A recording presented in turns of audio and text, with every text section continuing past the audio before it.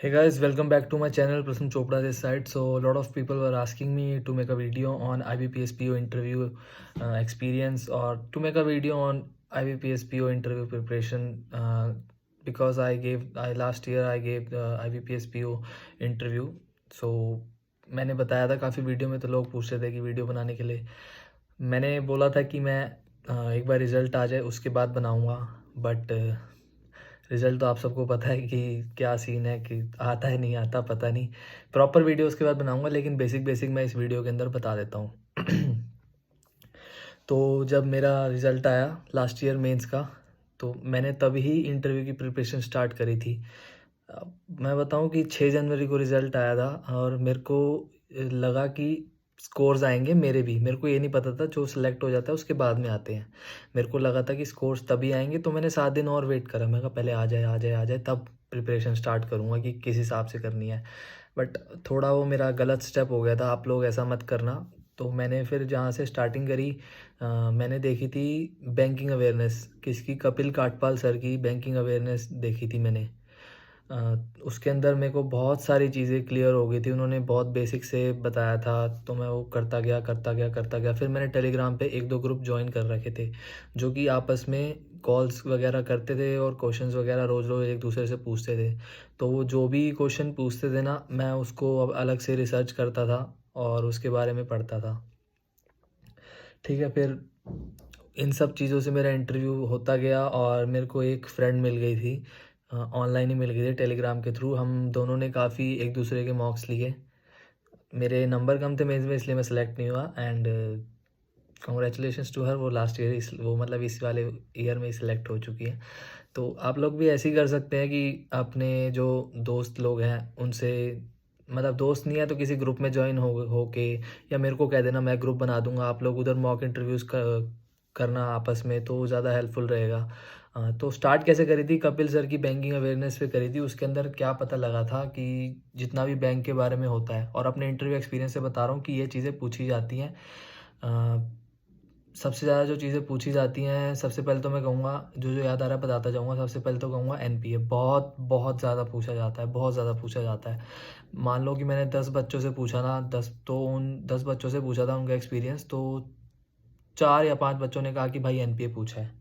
और क्योंकि अब बजट के बाद होंगे इंटरव्यू, तो बजट भी पढ़ के जाना है आपका। देखो, अगर बजट के बाद इंटरव्यू होंगे ना, मैं कह रहा हूँ कि जिसकी किस्मत अच्छी हुई ना, वो बजट के बारे में बता देगा। अगर उससे पूछा गया तो उसका 50 to 60% इंटरव्यू ओवर हो जाएगा, बिल्कुल ओवर हो जाएगा, कसम से कह रहा हूँ।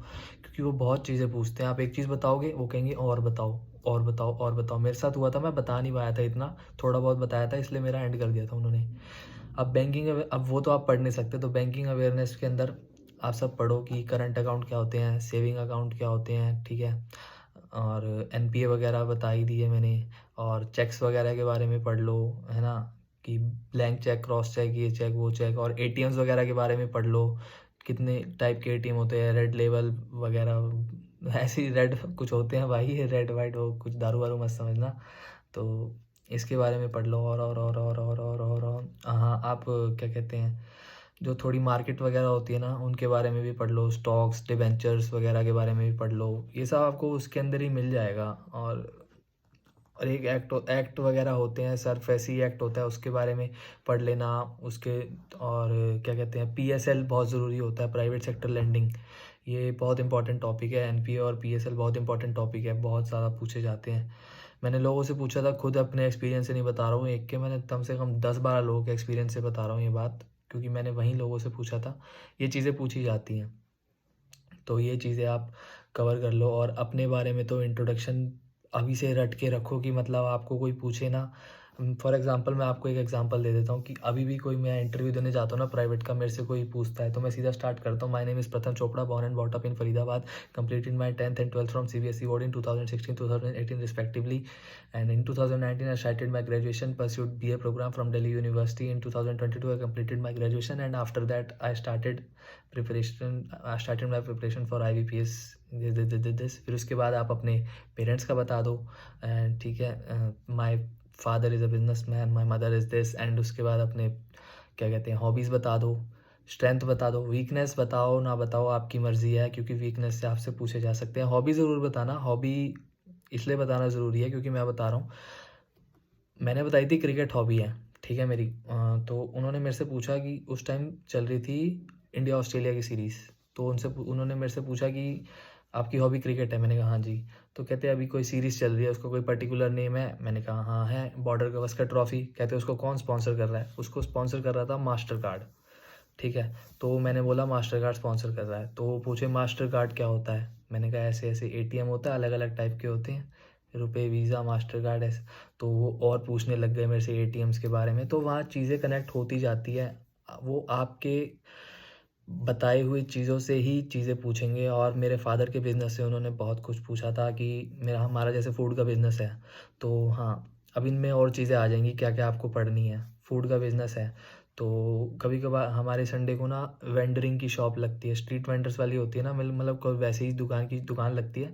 तो उन्होंने पूछा कोई इसकी स्कीम भी है? मैंने कहा हाँ जी, स्कीम है। स्वनिधि वाली, मैंने कहा हाँ जी, स्कीम है, ऐसे-ऐसे है। तो ठीक है, वो थोड़ा मैं उसमें फँस गया था क्योंकि मैंने जनरल से भर रखा था। और तो कहते हैं अगर आप वो उसके लिए एलिजिबल हो, वो तो हमने जुगाड़ से ले लिए थे भाई 10,000 रुपए।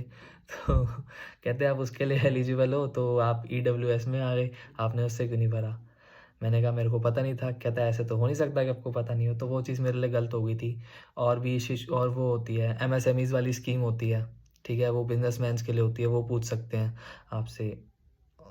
और एक योजनाएँ होती हैं, प्रधानमंत्री बीमा योजना करके कुछ होती है, और एक सुरक्षा बीमा योजना और अटल पेंशन योजना, ये काफ़ी चलती है। इन चीज़ों को पढ़ के रखना, ठीक है? मेरी बातें ऑन पॉइंट तो मैं मेंस के बाद ही बताऊँगा क्या-क्या पढ़ना है, लेकिन अभी-अभी मेरा थोड़ा बहुत एक्सपीरियंस सुन लो, इस चीज़ से आपको आइडिया लग जाएगा, ठीक है? पहले बैंकिंग अवेयरनेस, स्कीम्स हो गई, गवर्नमेंट स्कीम्स हो गई, और योजना वगैरह बताई दी। एमएसएमई वगैरह के बारे में पढ़ लेना। जितने भी सारे बैंक होते हैं ना, रेगुलेटरी बॉडीज़, उनके बारे में मत छोड़ना भाई, ठीक है? सिडबी वगैरह, आईडीबी वगैरह के बारे में इतना डीप में नहीं पढ़ना। होती क्या चीज़ है, कब इस्टेब्लिश हुई, हेडक्वार्टर कहाँ है, पढ़ लेना। कुछ फ़र्क नहीं पड़ता, अगर याद रह गए तो पढ़ लेना, ठीक है? नबार्ड के बारे में अच्छा खासा पूछा जा सकता है, और वो पढ़ लेना। आरबीआई के बारे में पूछा जा सकता है, कब इस्टेब्लिश हुआ, पहले कौन थे उसके, क्या कहते हैं, क्या है भाई, जो शक्तिकांत दास है गवर्नर है ना, पहले गवर्नर कौन थे, पहले इंडियन गवर्नर कौन थे, हमारे टाइम में पहले कौन-कौन से बैंक थे, ये भी पढ़ लेना। बिल्कुल बैंक्स की हिस्ट्री पढ़ लेना, जो एसबीआई जैसे इम्पीरियल बैंक हुआ करता था, और एसबीआई की जो क्या कहते हैं सब्सिडरीज़ हैं, वो मेरे ख़्याल से जॉइंट मर्ज वगैरह जो हो रखी है, उसका पढ़ लेना। जितनी भी बैंकिंग अवेयरनेस है सारी पढ़ते जाना, सारी की सारी पढ़ते जाना। हिस्ट्री बैंक की मत छोड़ना। बैंकिंग अवेयरनेस कपिल काटपाल की पढ़ लो, मेरे को सही लगी थी, काफ़ी सही लगी थी। और मैंने उनसे भी पढ़ा था, क्या कहते हैं, मेरे ख़्याल से ऑलिव बोर्ड पे जो मैम है ना, शीतल मैम, मेरे ख़्याल से उनकी भी कोई प्लेलिस्ट थी, मैंने उनसे भी पढ़ा था, वो भी काफ़ी हेल्पफुल थी, वो भी पढ़ लेना आप। तो ऐसे ऐसी प्रिपरेशन स्टार्ट करो, बाकी चीज़ तो मैं बता ही दूँगा। अगर आपको चीज़ें स्टार्ट करनी है तो नॉर्मली बैंकिंग अवेयरनेस से करो। बैंकिंग अवेयरनेस पता होनी चाहिए, अपने बारे में पता रखो, अपने शहर के बारे में पता रखो, ठीक है? ड्रेसिंग वेसिंग कोड तो, ड्रेस तो बाद में डिसाइड हो जाएगी, उसकी कोई इतना इशू नहीं होता। और सबसे मेन बात भाई, मिरर को फेस करो। मिरर को जितना हो सकता है उसके आगे फेस करो, अपनी क्या कहते हैं इंट्रोडक्शंस दो, अपने आप क्वेश्चंस के आंसर दो मिरर के आगे, बहुत हेल्प मिलेगी वहाँ पे, बहुत हेल्प मिलेगी। वहाँ तो नर्वस होना ही होना है, लेकिन थोड़ी सी इम्प्रूवमेंट आपको अपने अंदर दिख जाएगी। तो ये सब चीज़ें थी बताने के लिए, and all the best for result, for your interview preparation. And अभी तो खैर पता नहीं है, लेकिन लोगों को स्टार्ट करनी है तो भाई अच्छी वेल एंड गुड है, करो भाई स्टार्ट। मैंने तो देखो नहीं करी है क्योंकि मेरे को चीज़ें याद हैं, पहले की चीज़ें याद है मेरे से। अभी भी कोई पूछे एनपीए क्या होता है मैं बता दूंगा, बैंकिंग अवेयरनेस की चीज़ें पूछे मैं बता दूंगा, मेरे को चीज़ें याद हैं। लेकिन जो नए हैं या जिन्होंने पहले कभी नहीं दिया है इंटरव्यू, वो लोग पढ़ लो प्लीज़। बाकी सब चीज़ें पेपर के बाद डिसाइड करेंगे और रिज़ल्ट के बाद डिसाइड करेंगे, ठीक है? सो और किसी को कोई पूछना हो तो क्या कहते हैं पर्सनल मैसेज कर देना मेरे पास टेलीग्राम पे। हो सके तो मैं ग्रुप भी बना दूंगा ताकि एक दूसरे के हम मॉक इंटरव्यूज़ ले सकें। ओके।